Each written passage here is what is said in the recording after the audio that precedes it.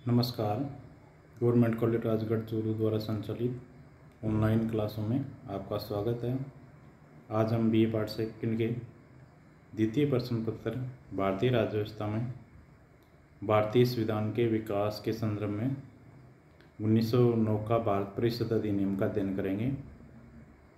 1909 का जो भारत परिषद अधिनियम है उसको मार्ले मिंटो सुधार अधिनियम भी कहा जाता है। लॉर्ड मार्ले उस समय ब्रिटेन में भारत के राज्य सचिव थे, जबकि लॉर्ड मिंटो भारत में वायसराय थे। तो इस कारण इसको मार्ले मिंटो सुधार अधिनियम कहा जाता है। ये सुधार लॉर्ड कर्जन द्वारा अपनाई गई नीतियों के कारण इसकी आवश्यकता हुई, क्योंकि जो लॉर्ड कर्जन के द्वारा जो जनता विरोधी नीतियाँ अपनाई गई थी उसके कारण जनता में असंतुष्टता हो गई थी। और जैसे कलकत्ता निगम अधिनियम 1900, भारतीय विश्वविद्यालय अधिनियम 1904, बंगाल का विभाजन 1905 में किया गया था। तो इस प्रकार लगातार जनता विरोधी नीतियों के कारण लॉर्ड कर्जन की इस प्रकार के सुधार की आवश्यकता हुई, जिससे कि जनता में जो असंतुष्टता है उसको कम किया जा सके। तो लॉर्ड मिंटो ने सर अरुणडले की अध्यक्षता में एक समिति नियुक्त की थी, जिसने अक्टूबर 1906 में अपनी रिपोर्ट दी। इस समिति की रिपोर्ट के आधार पर ब्रिटेन संसद में एक प्रस्ताव रखा गया विधेयक तैयार करके, और उसके आधार पर 1909 का भारत परिषद अधिनियम है वो पारित करके उसको कानून का रूप दिया गया।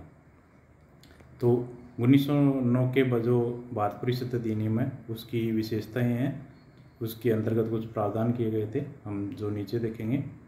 तो पहला है केंद्रीय और प्रांतीय विधायी परिषदों का विस्तार। 1909 के अधिनियम के अंतर्गत जो केंद्रीय और जो प्रांतीय विधान परिषद थी उनमें सदस्यों की संख्या बढ़ाई गई, उनका विस्तार किया गया। जैसे गवर्नर जनरल की जो विधायी परिषद थी, विधान परिषद थी, उसमें अतिरिक्त सदस्यों की संख्या 16 से बढ़ा के 60 कर दी गई। मद्रास, बंगाल, बम्बई की प्रांतीय विधान परिषद की जो संख्या थी वो 20 से बढ़ाकर 50 कर दी गई। पंजाब, असम, वर्मा की जो विधान परिषद थी उसकी सदस्यों की संख्या अधिकतम 30 कर दी गई कि 30 सदस्य वहाँ हो सकते हैं। तो इस तरह केंद्रीय और जो प्रांतीय विधान परिषद थी दोनों के सदस्यों की संख्या बढ़ा दी गई इस अधिनियम के अंतर्गत। अगला है कि विधायी परिषद के जो सदस्य थे उनके अधिकारों में वृद्धि।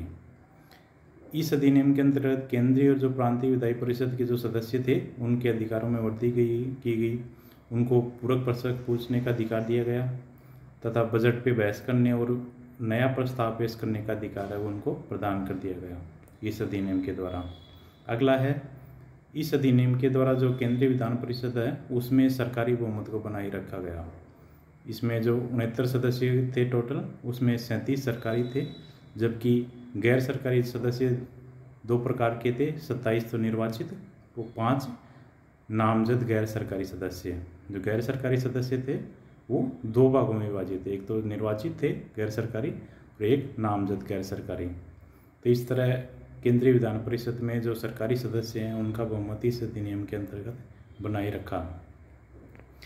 इसी अधिनियम की जो सबसे प्रमुख विशेषता है जो सांप्रदायिक निर्वाचन प्रणाली का प्रारंभ आगे जाकर, क्योंकि ब्रिटेन के द्वारा फूटालो और राजगरों की नीति के द्वारा शासन किया जा रहा था, तो इसके अंतर्गत मुसलमानों की पृथक प्रतिनिधित्व इसके अंतर्गत दिया गया। इस अधिनियम के द्वारा मुसलमानों को प्रसन्न करने के लिए उनकी संख्या के अनुपात से अधिक सांप्रदायिक निर्वाचन प्रणाली के अंतर्गत उनको पृथक प्रतिनिधित्व दिया गया।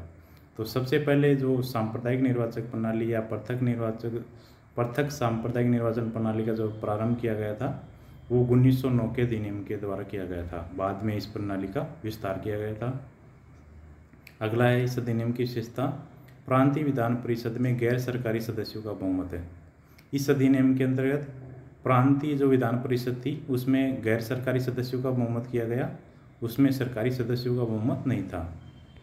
अगला है कि इसमें कार्यकारी परिषद में भारतीयों की नियुक्ति व कार्यकारिणी परिषदों का विस्तार। इस अधिनियम के अंतर्गत जो गवर्नर जनरल की जो कार्यकारी परिषद थी उसमें तथा जो प्रांतीय गवर्नर जनरल की जो कार्यकारी परिषद थी उनमें भारतीयों को नियुक्त किया जा सकता है, ये प्रावधान किया गया। यानी प्रथम बार गवर्नर जनरल और जो प्रांतीय गवर्नर थे उनकी कार्यकारी परिषदों में भारतीयों की नियुक्ति का प्रावधान किया गया कि वहाँ पे भारतीयों की नियुक्ति की जा सकती है। आगे चलकर इसी अधिनियम के अंतर्गत लॉर्ड सिन्हा जो प्रथम भारतीय थे जो गवर्नर जनरल की कार्यकारी परिषद के सदस्य बने, विधि सदस्य उनको बनाया गया। लॉर्ड सिन्हा प्रथम भारतीय थे जो गवर्नर जनरल की कार्यकारी परिषद में शामिल किया गया था। अगला है, इस अधिनियम के अंतर्गत सीमित भेदभाव पर आधारित मताधिकार प्रदान किया गया। इसमें संपत्ति, शिक्षा व संप्रदाय इनके आधार पर जो मताधिकार है वो लोगों को प्रदान किया गया। तो इसमें वैक्स मताधिकार ने प्रदान करके भेदभाव के आधार पर जो मताधिकार है वो प्रदान किया गया था। अगला है कि इस अधिनियम के अंतर्गत उम्मीदवारों के लिए अनावश्यक रूप से कठोर व भेदभावपूर्ण योग्यताएं वो निर्धारित की गई थी। उम्मीदवारों के लिए इसके अंतर्गत संपत्ति की योग्यताएं ऐसी इस तरह अनावश्यक जो योग्यताएं हैं वो इस अधिनियम के अंतर्गत शामिल की गई थी। अगला है कि इस अधिनियम के अंतर्गत ब्रिटिश सरकार के सीधे नियंत्रण वाले क्षेत्र जैसे अजमेर है, अन्य जो सेंट्रल क्षेत्र थे जो सीधे ब्रिटिश सरकार के अधीन आते थे, उनका प्रतिनिधित्व केंद्रीय जो विधान परिषद थी उसमें नहीं किया गया था। यानी इनको किसी भी प्रकार का प्रतिनिधित्व केंद्रीय विधान परिषद में प्रदान नहीं किया गया था। तो ये प्रावधान है ये इस अधिनियम के अंतर्गत किए गए थे। अब 1919 के जो भारत परिषद अधिनियम है इसकी आलोचना कि इसमें क्या क्या कमियां थी इस अधिनियम में। तो पहली इसकी आलोचना है कि इस अधिनियम के अंतर्गत उत्तरदायी शासन की स्थापना भारत में नहीं की गई थी। इस अधिनियम में केवल कुछ सुधार किए गए थे, सदस्यों की संख्या और उनकी कुछ शक्तियां प्रदान की गई थी, लेकिन उत्तरदायित्व शासन की स्थापना इस अधिनियम के द्वारा नहीं की गई थी, जबकि भारतीय लोगों के द्वारा उत्तरदायी शासन की स्थापना की मांग लंबे समय से की जा रही थी। अगली है कि इस अधिनियम के द्वारा भारतीयों में फूट डालो और उसको बांटने के लिए सांप्रदायिक निर्वाचन प्रणाली का प्रारंभ किया गया, जो आगे चलकर भारत के विभाजन का कारण बनी। अगली इसकी आलोचना है कि इस अधिनियम के अंतर्गत अत्यंत सीमित मताधिकार, इसके अंतर्गत जो मताधिकार प्रदान किया गया था वो अनेक प्रकार की योग्यताएं थी उसके लिए, तथा ये केवल जनता के बहुत छोटे भाग को ही प्रदान किया गया था। इसके अंतर्गत जो चुनाव की व्यवस्था की गई थी, जो गैर सरकारी सदस्य थे उनके चुनाव की जो व्यवस्था थी वो अप्रत्यक्ष थी, यानी उसमें सभी लोगों के द्वारा नहीं चुना जाता था, बल्कि गिने चुने लोगों के द्वारा उनका निर्वाचन है वो किया जाता था। अगला है कि इस अधिनियम के अंतर्गत जो केंद्रीय विधान परिषद है उसमें सरकारी सदस्यों का बहुमत बनाए रखा गया, जिसके कारण जो गैर सरकारी सदस्य थे उसके द्वारा किसी भी प्रकार का जो प्रस्ताव है वो पास नहीं किया जा सकता था, क्योंकि उनमें सरकारी सदस्यों का बहुमत रखा गया था। अगला है, इसमें विधान परिषद की जो सदस्यों को जो शक्तियाँ दी गई थी वो अत्यंत सीमित थे। वो केवल प्रश्न पूछ सकते थे, बजट पे बहस कर सकते थे, इसके अलावा उन्होंने अन्य शक्तियाँ वो प्राप्त नहीं थी।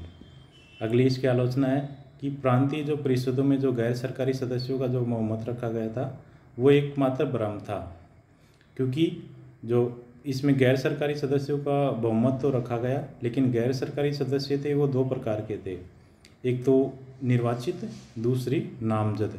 तो जो नामजद सदस्य होते थे गैर सरकारी, वो सरकार के इशारे पर कार्य करते थे। इस कारण जो सरकार के जो ये सदस्य थे ये इनके कार्यों में रुकावट डालते थे, जो निर्वाचित सदस्य थे। इसके अलावा जो प्रांतीय जो गवर्नर था उसको भी निषेधाधिकार की शक्तियाँ प्राप्त थी।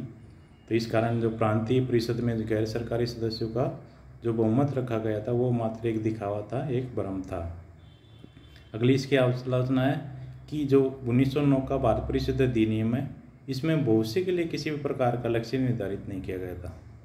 भविष्य के लिए यानी इसमें किसी भी प्रकार की योजना है वो नहीं बनाई गई थी।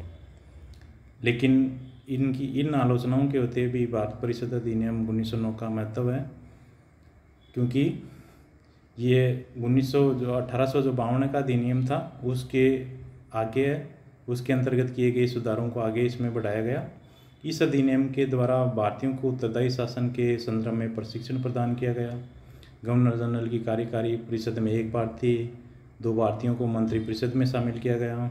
इसके अलावा केंद्रीय और जो प्रांतीय विधान परिषद थे उनका विस्तार किया गया, उनके सदस्यों को और अधिक शक्ति प्रदान की गई। इसके अलावा इस अधिनियम के द्वारा नौकरशाही में भी कुछ सीमा तक सुधार किया गया। तो इस तरह ये अधिनियम है ये भारतीयों के जो उत्तरदायी शासन की स्थापना के संदर्भ में उनको राजनीतिक प्रशिक्षण प्रदान किया गया जिसमें उन्होंने अच्छी तरह से कार्य किया। तो इस तरह इन आलोचनाओं के होते हुए भी या इन कमियों के होते हुए भी भारत परिषद अधिनियम 1909 का इस संदर्भ में महत्व है। धन्यवाद।